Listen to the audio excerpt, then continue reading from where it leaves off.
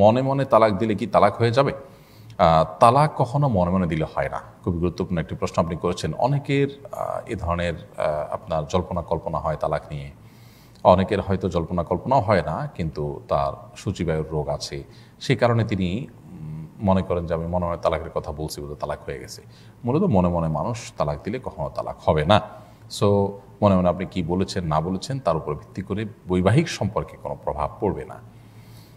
তালাকের কথা যখন মানুষ মুখে উচ্চারণ করে তখন সেটা তালাক পতিত হতে পারে, যদি সেটা তালাক পতিত হওয়ার মতো হয়।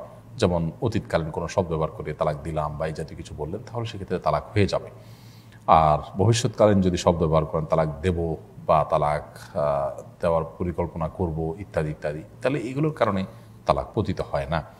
তালাকের বিষয়টা অত্যন্ত স্পর্শকাতর হওয়ার কারণে এই বিষয়ে স্পেসিফিক কোনো ফতোয়া যদি দরকার হয়, স্পেসিফিক কোনো ঘটনার ভিত্তিতে যদি তালাকের মাসালাত জানার দরকার হয়, তাহলে সেক্ষেত্রে অবশ্যই কোনো ভালো আলেমের কাছে সাক্ষাৎ করে বিস্তারিত তার কাছে বলে তারপর উত্তর নেওয়ার চেষ্টা করতে হবে।